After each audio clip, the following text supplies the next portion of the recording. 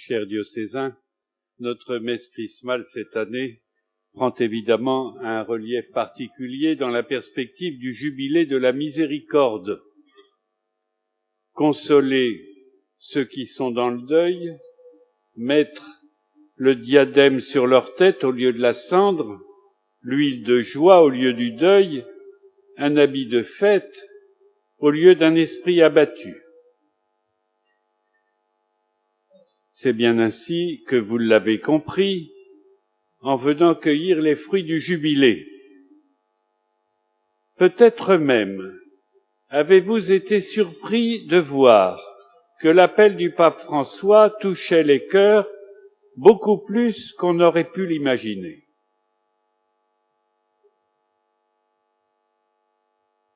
Je vais demander qu'on arrête les photos, s'il vous plaît.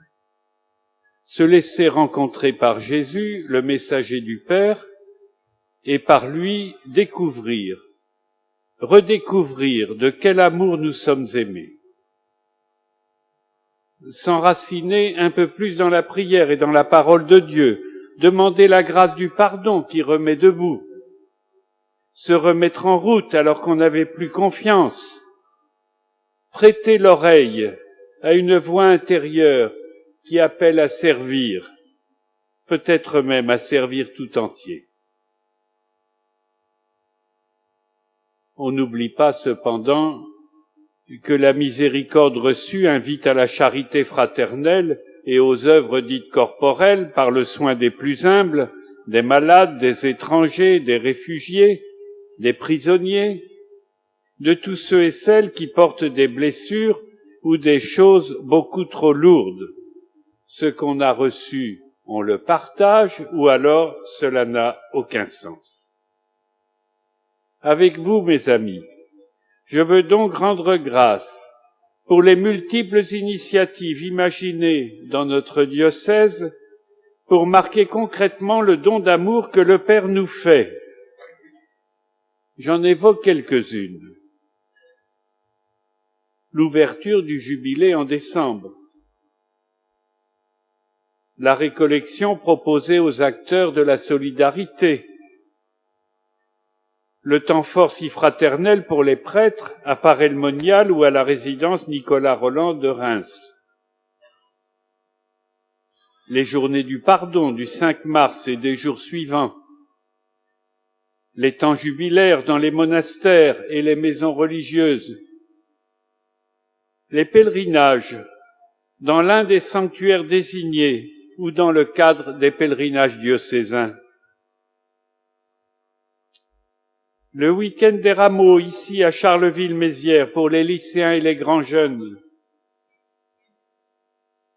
Et à venir, le séjour à Thésée pendant les vacances de Pâques, le jubilé du service pour les diacres et leurs épouses à la fin d'avril à Rethel, les journées mondiales de la jeunesse en juillet à Cracovie, le jubilé des familles pour la prochaine Saint-Remi en octobre, le jubilé des catéchistes et des animateurs du catéchuménat prévu en novembre. C'est vraiment une année riche pour la foi et la charité qui a commencé et se poursuivra jusqu'à la fête du Christ roi. Mais ne nous trompons pas d'objectif.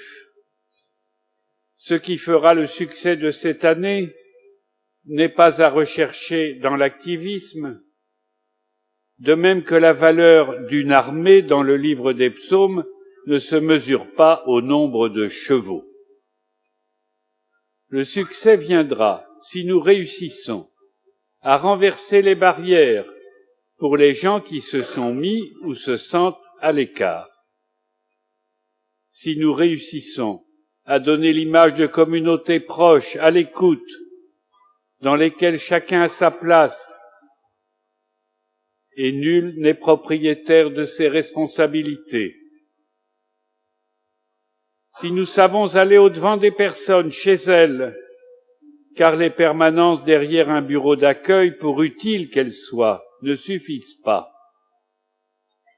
Ce que le pape a pu dire un jour un peu vivement de la curie romaine, dévouée mais sans doute devenue une vaste administration, pourrait s'appliquer à d'autres.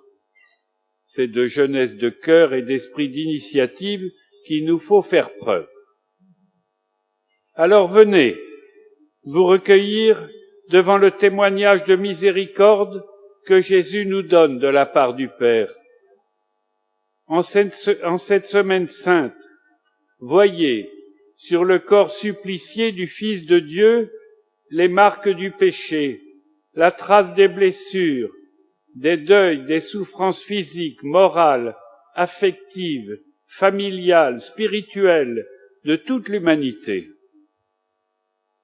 Pas besoin de scruter pour deviner que vos propres souffrances sont là, tout près du cœur de Jésus.